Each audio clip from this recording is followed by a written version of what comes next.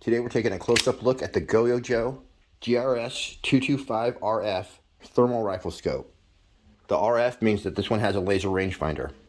It's available with or without it. This also has an onboard ballistic computer, so if you enter your ammo, it'll tell you where you're going to hit at any given distance. This video will act as a Goyojo GRS225 instruction manual and quick start guide.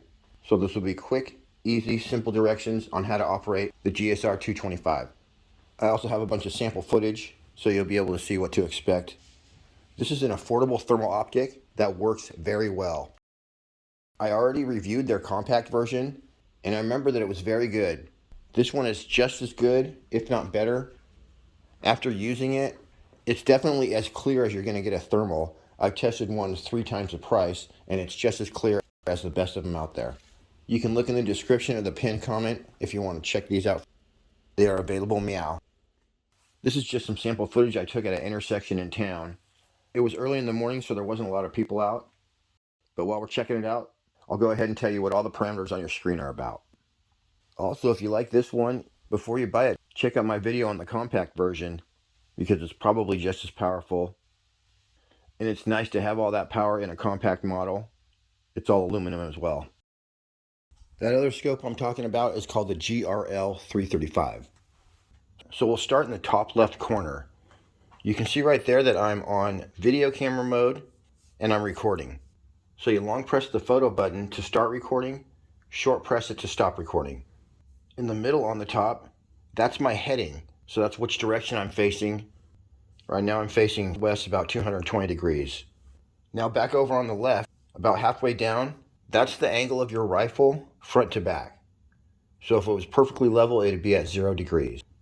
And that's in real time. Opposite that on the right side in the middle, that's the cant of your rifle, or how much it's tilted right to left. And once again, 0 would be perfectly level.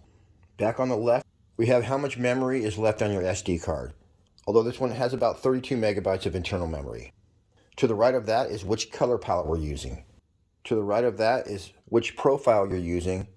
If you only use it on one gun, you're just going to have one, but you can use this on multiple guns and program it for different ones.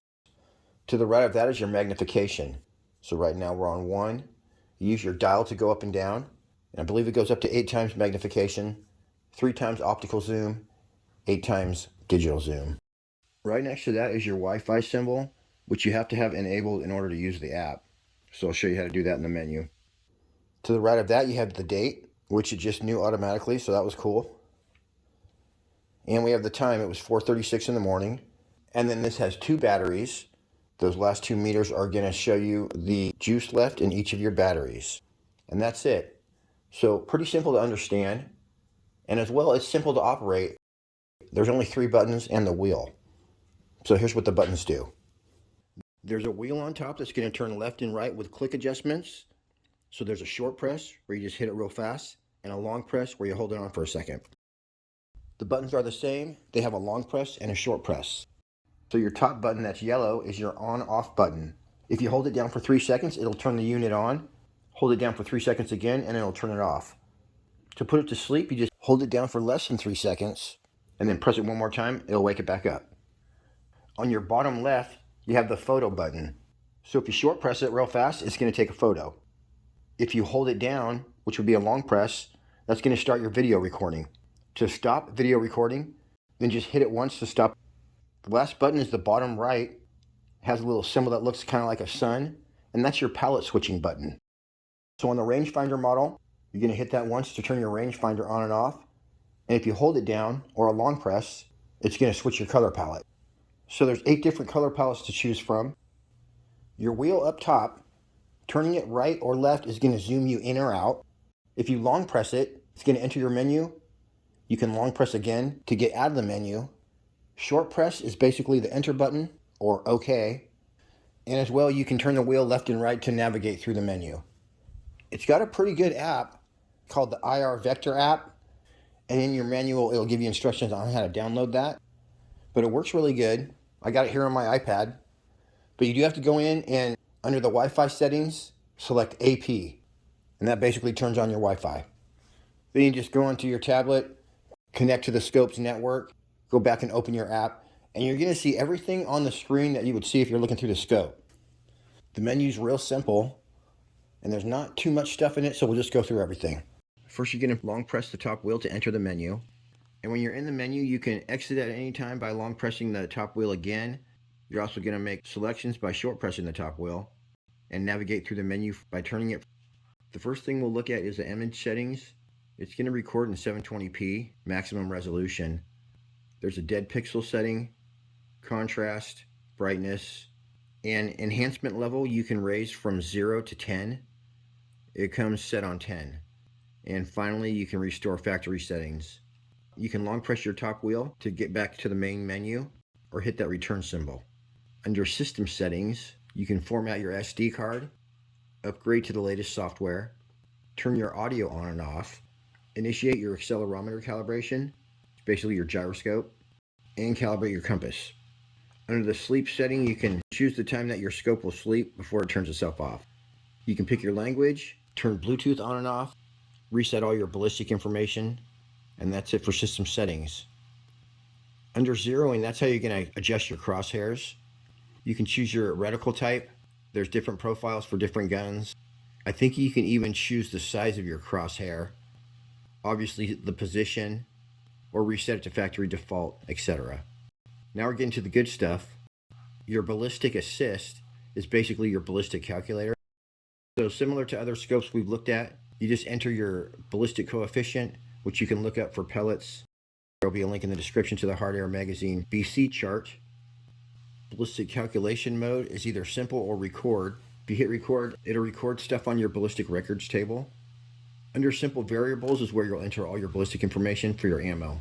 And that stuff's all pretty easy. It's going to tell you where your bullet's going to hit, so you're going to choose what you want that hash mark to be. Unit of ranging is, of course, yards, feet, or meters. So once you put that in, it's going to have automatic ranging, and I'll show you that in a second here. Now to the functions menu. RAV is recoil activated video. That basically records a video whenever you shoot, and it's buffered 10 seconds before you start shooting. Screen brightness, distance estimate, you'd have to look that up in your manual, but it's got something to do with the meter that's going to be on screen. You can set that. Picture in picture, on or off. If you leave it on, you can still click it on and off. The Wi-Fi, in order to use the app, you're going to have to turn it to AP. Default is off. The OSD is all the parameters that are on your screen. You can turn that on and off. The ranging is when you hit your rangefinder button. If your ranging is on single, then you're just going to hit your range button every time you point at something and it'll tell you the range. If it's on continuous, then it'll just continually feed you ranging information according to whatever you're pointing at. And of course the return button. And that's it. Here's a little sample of the picture in picture. And if you short press the yellow power button, it'll pop your picture in picture on the top. Short press it again, it'll put it on the bottom. Short press it a third time and it'll turn it off. The blue button on the right is your ranging button, so when you hit that, it'll give you the range of whatever you're pointing at. I have it on single, so I need to point at something, hit the button, and it'll tell me what it is. You can see here, these up close bushes right outside are 21 yards. The trees are about 100 yards, and my neighbor's house through the trees is 168 yards away. So that's it. Everything on this scope works good and it's easy to use. I think it's a great choice. Plus the fact that it has the ballistic computer, it's got everything you need, and it's affordable. Once again, there will be a link in the description if you want to grab one of these. I appreciate y'all tuning in. Till next week, happy shooting. We'll see you on the next one.